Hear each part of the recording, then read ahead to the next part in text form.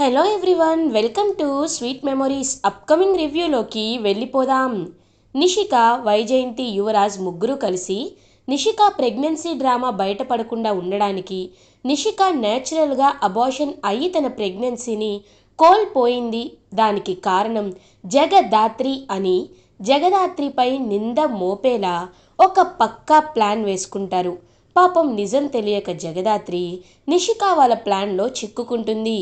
అనుకోకుండా Jagadhatri నిషికాని current wire నుండి కాపాడే ప్రాసెస్లో పక్కకి తోసేయడంతో నిషికాకి ఇంకా చైర్ అనేది తగులుతుంది. సో నిషిక గిలగిలలాడి నొప్పిగా ఉన్నట్లు నటిస్తూ ఉంటుంది. వైజయంతి డాక్టర్ని పిలిపించి డాక్టర్తో ఫోన్లో మాట్లాడి అండ్ వచ్చాక కూడా మాట్లాడి, నువ్వేం చెప్తావో మాకు తెలీదు, ఎంత డబ్బైనా తీసుకో, కానీ ఒకటి మాత్రం నిజం, ఎలా అయినా నిషిక ప్రెగ్నెన్సీ పోయింది అని, అది జగరాత్రి తోయడం వల్ల అలా జరిగింది అని చెప్పాలి అని అంటుంది. సో డాక్టర్ కూడా వచ్చి ఇంకా మాటలు అయితే ఓకే చేస్తారు. సో డాక్టర్ నిషికాని చెక్ చేసి బయటికి వస్తారు. వచ్చి వీఆర్ సారీ, నిషికాకి అబోషన్ అయింది అని అంటారు. ఒక్కసారిగా ఇంకా జగదాత్రి, కేదార్, యువరాజ్, కౌశికి, సుధాకర్ అందరూ షాక్లో ఉండిపోతారు. కౌశికి కన్నీళ్ళు పెట్టుకుంటుంది. ఇంకా అలా జగదాత్రి వైపు చూస్తూ ఉంటాడు యువరాజ్. ఇదంతా నీ వల్లే జరిగింది, ఇదంతా నువ్వు కావాలని తోసేయడం వల్ల జరిగింది. నా నిషి ఏం తప్పు చేసిందని ఇదంతా చేశావు అక్క. ఇన్ని రోజులు మంచితనంగా నటిస్తూ ఇప్పుడు చూసావా అక్క వీళ్ళు ఏం చేస్తున్నారో. ఇప్పటికైనా వీళ్ళ కుళ్ళు బుద్ధిని, వీళ్ళ ఈర్ష్యా గుణాన్ని బయట పెట్టినందుకు సంతోషించక్క అని చెప్తారు. ఇంకా ఒక్కసారిగా కౌశికి అయితే అలా చూస్తూ ఉంటుంది. వెంటనే యువరాజ్ దగ్గరికి వస్తుంది. యువరాజ్ దగ్గరికి వచ్చి యువరాజ్ చెంప పగల కొడుతుంది కౌశికి. ఒక్కసారిగా యువరాజ్ అయితే షాక్లో ఉండిపోతాడు. అప్పుడే బయటికి వచ్చిన వైజయంతి కూడా షాక్లో ఉండిపోతుంది. అమ్మ కౌశికి, ఏం చేస్తున్నావమ్మా అని అడుగుతారు సుధాకర్. బాబాయ్, మీకు తెలీదు బాబాయ్, వీడు ఎంత పెద్ద తప్పు చేశాడో మీకు తెలీదు నేను అని ఫ్లాష్ బ్యాక్లోకి వెళ్తారు. ఎప్పుడైతే ఇంకా డాక్టర్ని పిలిపిస్తారు అని చెప్పారో యువరాజ్ పక్కకి వెళ్తాడనమాట. పక్కకి వెళ్ళి డాక్టర్కి కాల్ చేస్తాడు. డాక్టర్, గుర్తుంది కదా, మేము మీకు ఎంత డబ్బు కావాలన్నా ఇస్తాం, మీరు త్వరగా మా ఇంటికి రండి అని కాల్ కట్ చేస్తారు. ఆ మాటలు కౌశికి ఏదో వింతగా వినపడుతుంది, ఇదేంటి ఇలా మాట్లాడుతున్నాడని చెప్పి. ఇంకా అలా నిషిక కోసం ఏదైనా మెడిసిన్ ఉంటుందేమోనని తన రూమ్లోకి వెళ్ళి మెడిసిన్ తెచ్చుకునేలోపు డాక్టర్, వైజయంతి ఇద్దరు మాట్లాడుకున్న మాటల్ని కౌశికి వింటుంది. ఒక్కసారిగా షాక్లో ఉండిపోతుంది. ఇంకా వెంటనే అలా వైజయంతి, నువ్వేం చెప్తావు మాకు తెలీదు, ఖచ్చితంగా నిజం మాత్రం తెలియాలా, అబార్షన్ అయిపోయిందనే చెప్పాలి, దుడ్లెన్ననే తీసుకున్న మాటలు గుర్తు చేసుకుంటుంది. అంటే ఇదంతా వీళ్ళు కావాలని చేశారన్నమాట అని. ఇంకా అలా డాక్టర్ నిజం చెప్తారా అబద్ధం చెప్తారా అనే విషయం గురించి ఇంకా అలా ఆలోచిస్తూ ఉంటుంది కౌశికి. సో డాక్టర్ వైజయంతి వాళ్ళు చెప్పమనంటే చెప్పినందుకు యువరాజ్ చెంప పగలగొడుతుంది. అక్క, నోర్ముయ్, నువ్వు అక్క అని పిలిచారా, అతని కోల్పోయావరా, ఛీ, అసలు మనుషులేనా మీరు? నిషిక ప్రెగ్నెంటే కాకపోయినా ప్రెగ్నెంట్ అని చెప్పి డ్రామాలు వేసి ఇప్పుడు ఆ ప్రెగ్నెన్సీ అబార్ట్ అవ్వడానికి కారణం జగదాత్రి అని నిందలు వేయాలనుకున్నారా? అసలు మనుషులేనా మీరు? ఇంత నీచానికి దిగజారుతారా అని అంటుంది కౌశికి. ఇంకా జగదాత్రి, కేదార్ పాపం చాలా హ్యాపీగా ఫీల్ అవుతారు. వెంటనే వైజయంతి, అమ్మి, పిన్ని, మీరు మాట్లాడకండి, మీరు మాట్లాడితే నేను మీపై గౌరవాన్ని ఇంకా కోల్పోవాల్సి వస్తుంది. మీరు ఎక్కువగా మాట్లాడి మీ గౌరవాన్ని మీరు తగ్గించుకోవద్దు, సైలెంట్గా ఉండండి. డాక్టర్, మీరు ఒక విలువైన సమాజంలో గౌరవప్రదమైన ఒక వృత్తిలో ఉన్నారు డాక్టర్. అలాంటి మీరు ఇంత పెద్ద అబద్ధాన్ని చెప్పి డబ్బుల కోసం ఇంత నీచానికి దిగజారుతారని అనుకోలేదు. అసలు డాక్టర్ అంటే దేవుడు అంటారు. మేము ఇలాంటి ప్రొఫెషన్లోకి వెళ్ళలేక మీలాంటి వాళ్ళ మాటలపై రిలై అవుతాం, అంటే నమ్మకం పెట్టుకుంటాం. అలాంటిది మీరు నిషిక ప్రెగ్నెంట్ అని డబ్బులు తీసుకొని చెప్పారు, ఇప్పుడు అబార్షన్ అయిందని డబ్బులు తీసుకొని చెప్పారు. మీలాంటి వాళ్ళు చీడ పురుగుల్లా ఈ సమాజంలో ఉంటే మేము ఎవరిపై నమ్మకం పెట్టుకోవాలి చెప్పండి అని గట్టిగా అడుగుతుంది. మేడం, మీకు దండం పెడతాను, మీ చేతులు పట్టుకొని అడుగుతున్నాను, ఇవి చేతులు కాదు కాళ్ళు అనుకోండి. సారీ మేడం, నాకు బాగా బుద్ధి వచ్చింది, ఇంకెప్పుడు ఇలా చేయను మేడం, ప్లీజ్ మేడం అని అంటారు. లేదు, మీ లైసెన్స్ క్యాన్సిల్ చేయిస్తాను అని కౌశికి అంటే, మేడం ప్లీజ్ మేడం మీ కాలు పట్టుకుంటాను, అలా చేయకండి మేడం అని అంటారు. ఇంకా వెంటనే అలా కౌశికి సైలెంట్గా ఉండిపోయేసరికి ఇంకా జగదాత్రి కేదార్ ఇద్దరు చూస్తూ ఉంటారు. పాపం జగదాత్రి కేదార్ వైపు చూస్తూ ఉంటే, కేదార్ అక్క, మీరు మమ్మల్ని అర్థం చేసుకున్నందుకు చాలా హ్యాపీగా ఉంది అక్క అని అంటారు. లేకపోతే ఏంటి కేదార్, ఇలాంటి వాళ్ళ మాటలు నమ్మి నేను కూడా ఫూల్ అయ్యేదాన్ని, కానీ ఇప్పుడు అర్థమైంది, ఛీ, వీళ్ళు మనుషులే కాదు, వీళ్ళ ఇంట్లో ఉండే అర్హతే వీళ్ళకి లేనే లేదు అని చెప్పి అక్కడి నుండి అయితే వెళ్ళిపోతుందన్నమాట. వెంటనే ఇంకా అలా చూస్తూ ఉంటుంది. ఇంకా మీరు నాతో మాట్లాడొద్దు అని కౌశికి అక్కడి నుండి వెళ్ళిపోతుంది. యువరాజ్, నిషిక, వైజయంతి చాలా కోపంగా చూస్తూ ఉంటారు. జగదాత్రి పాపం చాలా హ్యాపీగా ఫీల్ అవుతుంది. ఛీ, మనుషులేనా మీరు, బుద్ధి తెచ్చుకోండి కనీసం అని చెప్పి వైజయంతిని కూడా సుధాకర్ తిట్టి అక్కడి నుండి వెళ్ళిపోతారు. ఇది ఇలా ఉండగా మార్నింగ్ అవుతుంది. జగదాత్రి కేదార్ జేడీకేడీగా మారి ఇంకా పటేల్ గారి కేసు, అంటే మనకి మొన్న చూపించారు కదా, పటేల్ అనే ఆయన ఒక పెద్ద బిజినెస్ మ్యాగ్నెట్, ఆయనకి ఎప్పుడూ ఒక ప్రైవేట్ సెక్యూరిటీ అనేది వెంటే ఉంటుంది, ఆయన ఒక పెద్ద బిజినెస్ మ్యాన్. కానీ వాళ్ళ వైఫ్ మాత్రం ఒకరోజు మాకు పోలీస్ ప్రొటెక్షన్ కావాలి అని అడగడంతో ఆ పటేల్ని ఫాలో అవుతారు. ఆ పటేల్ని ముగ్గురు అనుకోకుండా చంపేస్తారు. ఆయన చనిపోతారు. అసలు ఆ ముగ్గురు ఎవరు, అంత పెద్ద బిజినెస్ మ్యాన్ని ఎందుకు చంపారు, వాళ్ళ వైఫ్కి అసలు ఆ డౌట్ ఎలా వచ్చింది అనే విషయాలు తెలుసుకోవడానికి జేడీకేడీగా మారి పోలీస్ స్టేషన్కి వెళ్తారు. కేస్ ఫైల్ని ఓపెన్ చేస్తారు. సో వీళ్ళ ముగ్గురికి ఆయనకి ఎటువైపు నుండి చూసినా ఏ లింక్ లేదు. పటేల్ గారు ఒక బిజినెస్ మ్యాగ్నెట్ కాబట్టి ఆయనకి కాంపిటీటర్స్ ఉన్నారు, బట్ శత్రువులు చాలా తక్కువ. బట్ ఇప్పుడు ఏం చేయాలో అర్థం కావటం లేదు. వాళ్ళ లొకేషన్ ఐడెంటిఫై చేసి వాళ్ళు ఎక్కడున్నారో తెలుసుకోవాలి అని చెప్పి ఇంకా ముగ్గురు ఎవరైతే చంపేశారో వాళ్ళ ముగ్గురి లొకేషన్ని డిటెక్ట్ చేస్తారు వాళ్ళ కార్ నెంబర్ ద్వారా. సో కార్ నెంబర్ ద్వారా లొకేషన్ని డిటెక్ట్ చేసి ఫోన్ కాల్స్ ద్వారా ఒక ఇంటిని కనుక్కుంటారు. సో జేడీకేడీ ఇద్దరు ఒక బ్యాగ్ తీసుకొని, మేము గవర్నమెంట్ ఆఫీసర్స్ ఎలక్ట్రిసిటీ డిపార్ట్మెంట్ నుండి వచ్చాం, మీటర్ అనేది చేంజ్ చేయాలి, సో లోపలికి వెళ్తున్నామని చెప్పి జేడీకేడి ఇద్దరు బ్యాగ్ పట్టుకొని లోపలికి వెళ్ళేసరికి అక్కడ ముందే అర్థం చేసుకున్న రౌడీలు ఇంకా తెలివిగా ప్లాన్ చేస్తారు. ఇంక వెంటనే, ఏయ్ పోలీస్, మీరు మమ్మల్ని కనిపెడతారని, మీరు మమ్మల్ని వెతుక్కుంటూ వస్తారని మాకు తెలియదు అనుకుంటున్నారా అని జేడీకేడిని ఆ రూమ్లో, ఆ మండువా హౌస్లో పెట్టి బయట నుండి డోర్ లాక్ చేసేస్తారు. లాక్ చేసేసి ఇల్లు మొత్తం పెట్రోల్ వేస్తూ ఉంటారు. ఒక్కసారిగా షాక్లో ఉండిపోతారు జేడీకేడి. ఇంకా వెంటనే ఇల్లంతా తగలబడిపోతూ ఉంటే, ఇప్పుడు ఏం చేయాలి జేడి, డోర్ని అన్లాక్ చేయనా లేక కొట్టనా అని అడుగుతారు.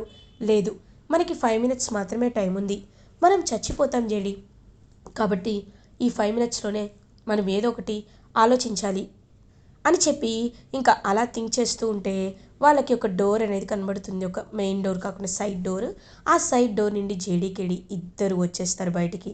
ఆ రౌడీలేమో, రే అయిపోయారా వీళ్ళు అని చెప్పి ఇంకా అలా ఆలోచిస్తూ వెనక్కి తిరిగి చూసేసరికి అక్కడ జేడీకేడి నిలబడి ఉంటారు. ఒక్కసారిగా షాక్లో ఉండిపోతారనమాట.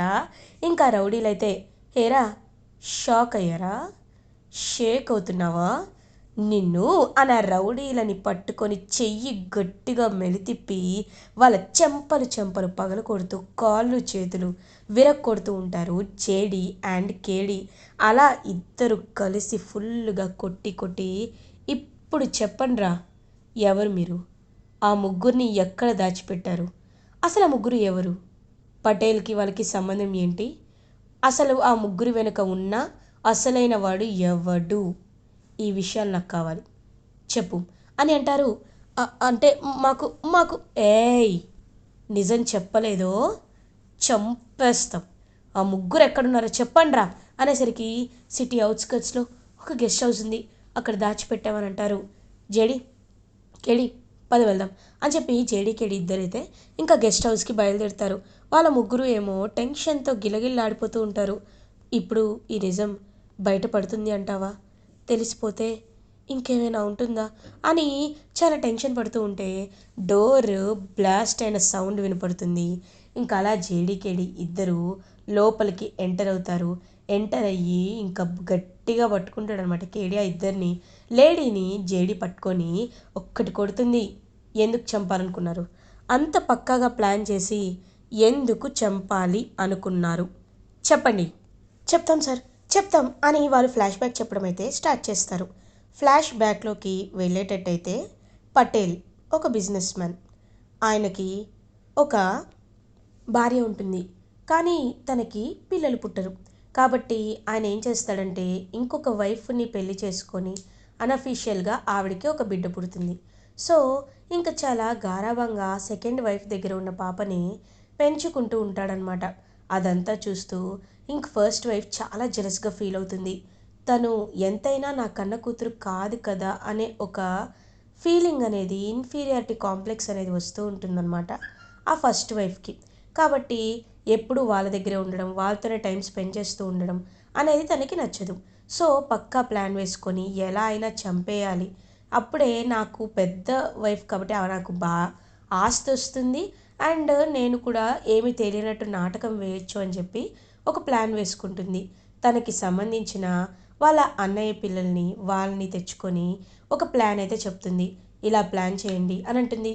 అక్క, మరి మనం పోలీసులకి దొరికిపోతాం కదా అని అంటే, ఓ పని చేస్తాను, అతనికి చాలామంది శత్రువులు ఉంటారు కదా, కాబట్టి పోలీసులని సెక్యూరిటీగా ఉండమని నేనే చెప్తాను.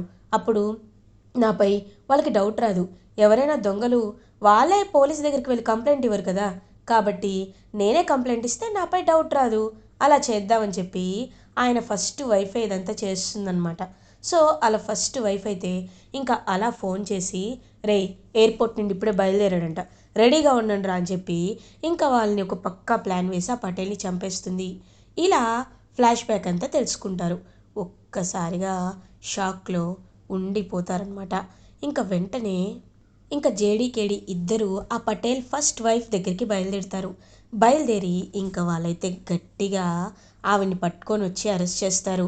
నేనేం చేశాను అని అంటారు. ఏయ్, నీ గురించి మాకంతా తెలిసిపోయింది, ఇంకా నువ్వు ఎక్కువగా నటించొద్దు, కాబట్టి నా మాట విని జాగ్రత్తగా ఉండు అని చెప్పి చాలా గట్టిగా చెప్తారు.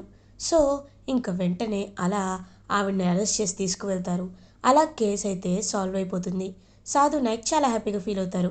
జేడి, కేడి, వెల్ డన్. ఇప్పటికీ మీరు సిటీకి వచ్చిన తర్వాత ఇది మీ 100th కేస్, కాబట్టి మీకు ఖచ్చితంగా జూబ్లీ జరపాలనుకుంటా అని అంటారు. సార్ ఏం మాటలు సార్ అవి అని అంటుంది జేడి. ఊరికే చెప్తున్నాను జేడి, నిజంగా ఇవాళ మీ అమ్మ కావ్య బ్రతుకుని ఉంటే నిన్ను చూసి చాలా గర్వంగా ఫీల్ అయ్యేది. కానీ ఏం చేస్తాం, టైం బ్యాడ్. ఆ మీనన్ గాడు ఒక్కడు దొరికితే చాలు, మీ అమ్మ ఆత్మ శాంతిస్తుంది అని అంటారు. వాడెక్కడికి పోతాడు సార్, ఆ రోజు ఆ అవినాష్ గాడిని చంపినప్పుడు వణికిపోయి భయపడి పారిపోయాడు, కానీ దొరకకుండా ఉంటాడా, ఖచ్చితంగా దొరుకుతాడు, అప్పుడు చెప్తాను నాటి సంగతి అని గట్టిగా అంటుంది జగదాత్రి అలియాస్ జేడీ. ఇది ఇలా ఉండగా నైట్ అవుతుంది. కౌశికికి ఆ ప్రాజెక్ట్ విషయంలో ప్రెజర్ పెడుతూనే ఉంటారు.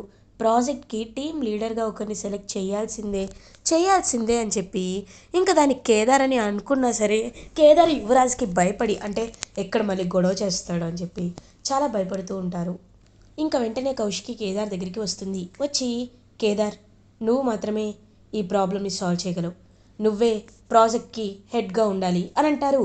ఒక్కసారిగా ఇంకా షాక్ అయిపోతాడు యువరాజ్. అక్క, ఏం మాట్లాడుతున్నావు అక్క, నాకు నాకు నచ్చటం లేదు అని అంటారు. ఏయ్, నువ్వు మాట్లాడద్దురా, నువ్వు మాట్లాడద్దు, నేను చెప్పేది చాలా జాగ్రత్తగా విను, నీకు చెప్పేది మర్యాదగా విను. అది ఏంటో తెలుసా, నువ్వు నువ్వు నిషి ఆ పిన్ని కలిసి ఎన్ని నాటకాలు ఆడారు, అలాంటిది ఇప్పుడు మీపై ఇంకా నాకు గౌరవం ఉంటుందని ఎలా అనుకుంటున్నారు, కాబట్టే నేను మిమ్మల్ని పూర్తిగా నమ్మాలి అని అనుకోవటం లేదు. నా మాట విని నువ్వు సైలెంట్గా ఉండు. నీ కోపానికి, నీ ఆవేశానికి, నీ అబద్ధాలతనానికి నీ చేతిలో కంపెనీ పెడితే అది ఎక్కడికి వెళ్తుందో నాకు బాగా తెలుసు, కాబట్టి నేను చెప్పేది విను అని చెప్పి ఇంకా గట్టిగా చెప్తుంది. యువరాజ్ ఛ అని అక్కడి నుండి వెళ్ళిపోతారు. ఇంకా అలా వెంటనే ఆలోచనలో పడతారు. వీడు వీడు ప్రాజెక్ట్ హెడ్ అవుతాడా? నో, నెవర్, వాడు ఎప్పటికీ అవ్వకూడదు. కాబట్టి నేను చెప్పేది వాడు ఖచ్చితంగా వినాలి, విని తీరాలి. వాడికి నా మాట వినకుండా ప్రాజెక్ట్ హెడ్ అప్పగిచ్చారు కదా, ఇప్పుడు చూడు వాడు ఏం చేస్తాను. వాడు వెళ్తున్న ప్రాజెక్ట్కి నేను అడ్డుపడతాను, ఖచ్చితంగా అడ్డుపడతాను అని చాలా అంటే చాలా గట్టిగా చెప్తారు. ఇంకా వెంటనే అలా ఆలోచనలో పడతారనమాట యువరాజ్. ఇది ఇలా ఉండగా మార్నింగ్ అవుతుంది. కేదార్కి మంచి సూట్ని ఇస్తుంది కౌశికి. కేదార్, నువ్వు ఈ సూట్లో చాలా అంటే చాలా బాగున్నావు, కాబట్టి నేను నిన్ను మనస్ఫూర్తిగా తమ్ముడిగా ఒప్పుకుంటున్నట్టే ఉంది. ఈ సూట్లో నువ్వు ప్రాజెక్ట్ హెడ్గా లీడ్ చేస్తే అందరూ నిన్ను బాగా గౌరవిస్తారు కూడా అని చెప్పి చాలా గట్టిగా చెప్తారు. సో ఎంతో అంటే ఎంతో హ్యాపీగా ఫీల్ అవుతుంది జగదాత్రి. ఇంకా బొట్టు పెట్టి అలా జగదాత్రి అయితే కేదార్ని బయటకు తీసుకొస్తుంది. అదంతా చూస్తూ వైజయంతి, నిషిక, యువరాజ్ చాలా జెలస్గా ఫీల్ అవుతారు. ఇంకా అలా కేదార్ హ్యాపీగా కార్లో బయలుదేరుతాడు. బయలుదేరి కౌశికి, కేదార్ ఇంకా బయలుదేరి ప్రాజెక్ట్ని అయితే కంప్లీట్ చేయడానికి ట్రై చేస్తారు. నేను ఎక్కువగా మీ అంత నాలెడ్జబుల్ కాకపోవచ్చు, కానీ కొన్ని విషయాల్లో నేను చాలా జాగ్రత్తగా ఉంటాను. ఇంకా అలా కౌశికి కేదార్ని చూసి చాలా మురిసిపోతూ ఉంటే యువరాజ్, వీడిని ఎలా అయినా నేను ఖచ్చితంగా డౌన్ చేసి తీరుతానని అక్కడికున్న కొంతమంది మేనేజర్స్తో అయితే మాట్లాడి, రేయ్, నేను చెప్పినట్టు చేయండి, మీకు డబ్బులు ఇస్తాను అని అంటారు. ఖచ్చితంగా అన్న, మీరు చెప్పినట్టే చేస్తాను అని చెప్పి ఇంకా గట్టిగా చెప్తారు. దానికి కారణం వల్ల ఇంకా అందరూ ఎంతో అంటే ఎంతో హ్యాపీగా చూస్తూ ఉంటారు. కేదార్ని తొక్కేయడానికి వేస్తున్న ప్రయత్నాల్ని జగదాత్రి, కేదార్ అడ్డుకుంటారు. అలా అడ్డుకొని మళ్ళీ కౌశికి ముందు యువరాజ్ అయితే ఒక ఫూల్ లానే నించుంటాడు. కేదార్ మాత్రం అంచెలంచెలుగా పాపం పైకి ఎగురుతూ ఉంటాడు. ఇలా ఎపిసోడ్ ఎండ్ అవుతుంది. ఫర్దర్ ఎపిసోడ్ రివ్యూస్ ముందుగా మీకు కావాలి అనుకుంటే మా ఛానల్ని సబ్స్క్రైబ్ చేసుకోండి. Thanks for watching.